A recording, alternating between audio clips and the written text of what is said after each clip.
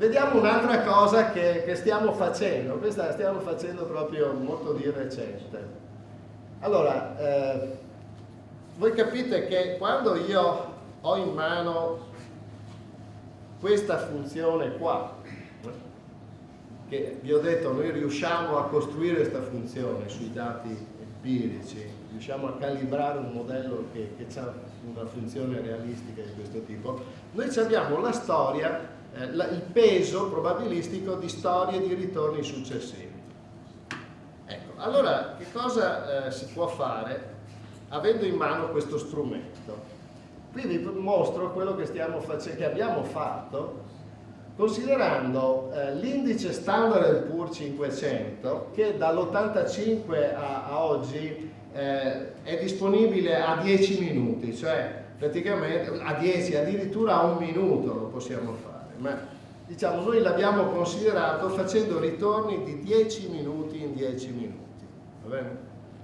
Quindi qui stiamo lavorando nell'intraday, come si dice in gergo.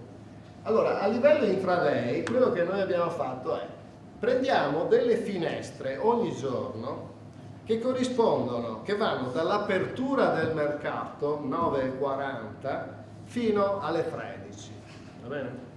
In queste finestre ogni giorno si realizza una storia dell'indice, che è una successione di ritorni a 10 minuti, per esempio, che noi abbiamo registrato per tutto questo periodo dall'85 al 2010.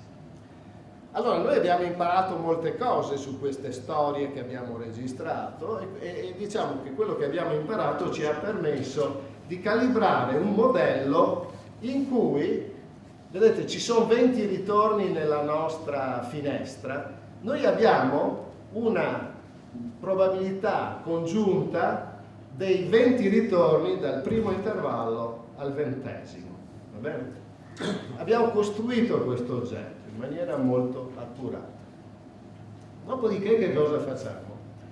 Immaginiamo di metterci nei panni di un trader che ogni giorno vuole fare soldi. In realtà è una macchina che ci fa questo lavoro. Allora, noi ogni giorno andiamo a guardare, per esempio, i primi 10 ritorni che si realizzano in quel giorno a partire dal primo. In realtà qui io non sto plottando solo i ritorni, io sto plottando proprio il prezzo che si realizza, cioè c'è un prezzo di apertura che è questo qui in ordinata e poi c'è un primo ritorno, un secondo ritorno che vanno a modificare il prezzo. Cioè sto seguendo qui in realtà una curva di prezzi che si realizzano a 10 minuti, è una sequenza di valori dell'indice. Poi mi fermo al 10° ritorno, per esempio, ma potevo fermarmi anche prima, al 4°, non lo so. Mi fermo a un certo ritorno e da quel momento io ho l'informazione su come si sono realizzati i primi 10 ritorni che stanno dentro questa funzione. Chiaramente non so quale sarà la storia successiva, però conosco questa funzione e posso, sulla base di quella funzione, costruire la probabilità condizionata delle storie successive. Cioè, io praticamente, conoscendo i primi 10 ritorni, posso valutare qual è la probabilità di evoluzione del prezzo negli ulteriori 10 intervalli, condizionata a quello che si è realizzato nei primi 10 intervalli. Allora, in questi secondi 10 intervalli, che cosa vado a fare? Vado a istruire il mio computer che non appena dovesse per esempio succedere che il prezzo fa una cosa di questo tipo, io non vi ho detto cos'è quella curva, questa curva rossa, guardate, è una curva che se viene oltrepassata, va bene, significa che il prezzo va in una zona alta che è accessibile con una probabilità del 10%. Cioè praticamente se io mi metto a un certo livello, a un certo tempo, questo è il 19° intervallo, allora quello che succede è che la probabilità che il prezzo dell'indice, il valore dell'indice sia superiore a questo valore che è l'intercetta con la curva tratteggiata è il 10%. Così pure è il 10% la probabilità che il valore dell'indice al 19° intervallo sia inferiore a questo valore S lower, questo S upper, S lower.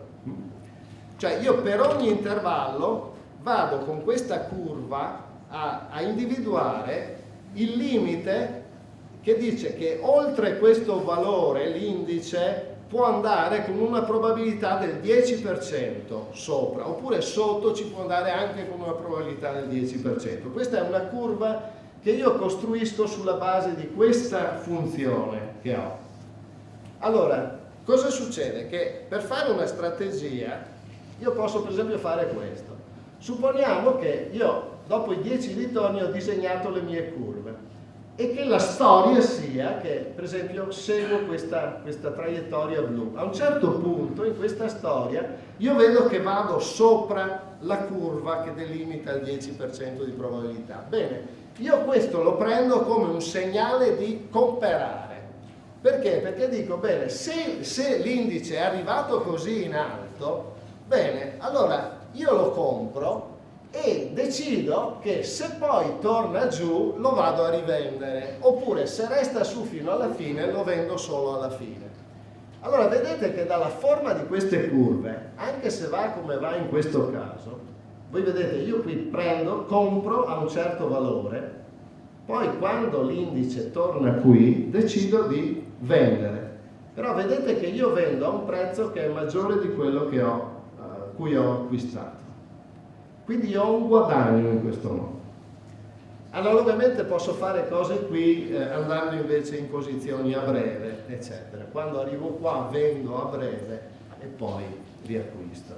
Bene, allora quello che uno chiaramente deve fare è usare questo tipo di machinery a livello di computer e immaginare di seguire giorno per giorno il mercato e attuare questa strategia giorno per giorno. È chiaro che non andrà tutti i giorni bene, bisogna fare una grossa statistica, una grossa casistica, e quello che si trova è che effettivamente, siccome qui abbiamo a che fare con delle probabilità condizionate che sono genuinamente emerse dai dati statistici che abbiamo, noi riusciamo a guadagnare facendo questo. Cioè una strategia, vedete, qui praticamente si contrappone una strategia basata sulle correlazioni, sulla conoscenza di questa funzione che è importantissima, questa densità di probabilità che contiene tutte le informazioni sui condizionamenti. Noi contrapponiamo questo per esempio a un approccio di tipo graficistico che si potrebbe seguire, no? Ci sono i practitioner, molti che usano la graficistica, vi dicono se l'indice si è spostato così sicuramente adesso sarà da fare questo, da fare quell'altro. Bene, no, qui avete un esempio di come uno può cercare di sfruttare diciamo le nozioni probabilistiche, statistiche corrette per impostare una strategia che non ha nulla di stregonesco, diciamo, è una strategia basata su quello che io imparo dalla statistica, senza inventarmi nulla. E questa è una strategia che effettivamente si dimostra piuttosto vantaggiosa. Questo, diciamo, serve a farvi capire che quello che cerchiamo di fare a Padova non è solo fare modelli, ma anche cercare di far vedere che si possono utilizzare. Se no si rischia che gli economisti ti dicono and so what? Cioè tu fai un bel modello, ma poi dicono e tu cosa ci fai con questo modello? Noi cerchiamo di farci qualche cosa. Buona serata a tutti e ancora grazie.